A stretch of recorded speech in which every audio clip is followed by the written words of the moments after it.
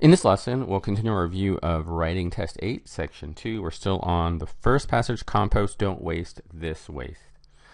In spite of all compost's potential uses, however, most of the so-called waste is wasted. According to the Environmental Protection Agency, EPA, over 13 million tons of metal ended up in U.S. landfills in 2009, along with over 13 million tons of yard debris. So let's take a look at 5. The writer wants to include information from the graph that's consistent with the description of compost in the passage. Which choice most effectively accomplishes that goal? So I'm going to take a look at the graph. However, just try to predict it. Obviously, this passage is about compost, and even though it has all these benefits according to the EPA, and then it has 13 million tons of metal ended up in landfill. This has nothing to do with metal, right? We want to look at the graph and fit it with the passage. It has to do with compost. So let's look at the graph to see what's the most accurate. And remember, compost is food waste, right? And so it's not plastics or paper, and that's why it's important to read the passage. And so we're going to put this amount, and it looks to be about 33 million in tons, all right? And so that's why it's important to read the passage here. So for number 5, we want to put the answer is D. Over 33 million tons of food waste ended up in landfills in 2009, along with over 13 million tons of yard debris, right? Because the passage is about compost. Remarkably, less glass was discarded in landfills in that year than any other substance, including plastics or paper. And so let's take a look at question number 6. The writer wants to support the paragraph's main idea with accurate, relevant information from the graph. We want to accomplish it. So it's similar to the last question. Again, less glass. Remember, this is about compost, right? And if you look back at the graph, what was discarded the most? Food waste, right? And that's a form of compost. And so it's not going to be less glass. Again, that's not on point at all. If you look at the choices, you see that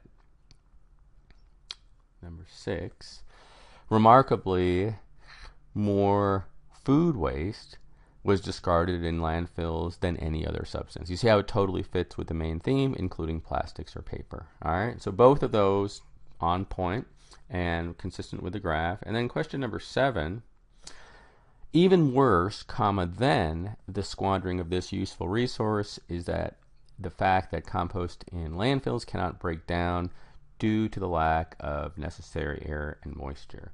And so if you see even worse, we have a comma there, and then we have then, right?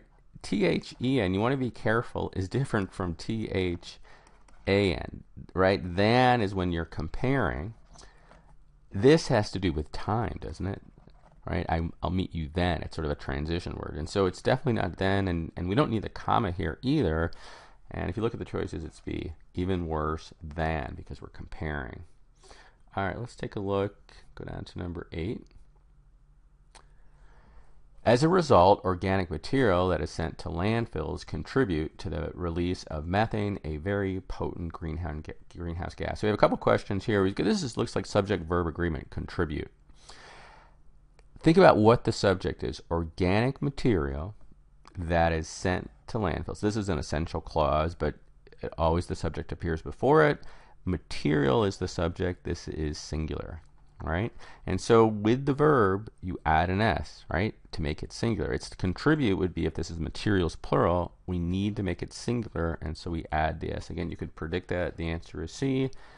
Methane, a very potent greenhouse gas. So this is a diction question, and potent means powerful, and that's really what methane is. Is it sturdy or influential or commanding? No, it's just powerful. The answer is harmful in this case. It's A. It's no change for that one. And this is the last two, and we'll finish this passage, 10 and 11. While composting can sometimes lead to accidental pollution through the release of methane gas, cities such as San Francisco and Seattle have instituted mandatory composting laws requiring individuals and businesses to separate bins for compostable waste. So question 10, which choice provides the most effective transition from the previous paragraph? At the end of the last paragraph, it introduces that if compost is food waste is sent to these landfills, it doesn't break down and it contributes to methane, which is very powerful. And then we start this new paragraph, cities have instituted mandatory composting laws. So is it while composting can sometimes lead to accidental pollution? It doesn't fit at all. We want to make the transition. So you want, again, try to predict this. It's sort of given this information that compost in landfills or food waste in landfill leads to methane gas, which is very harmful. Cities have instituted mandatory composting laws. And so look at the choices here. It's definitely not the way it appears now. It's C. And you can try to plug it back in. So given this information, armed with these facts, cities such as San Francisco and Seattle have instituted these mandatory laws, because they're trying to prevent the release of methane gas. And so it's C for this one. And we've got one last question, 11. This strict approach may not work everywhere. However, given the clear benefits of composting and the environmental cost of not composting, all municipalities should encourage their residents either to create their own compost piles for use in backyard gardens or to dispose of compostable materials in bins for collection. And this is a pretty straightforward question, number 11. This is a correlative conjunction.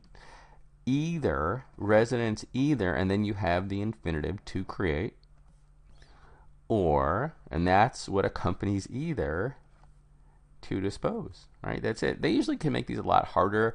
They might have the either or, but they don't have parallel parts of speech, the infinitive. But here, all they're really testing is an either or, right? So it's not an and, it's not a but, it's not a nor. We'd need a neither for that. This one is just no change.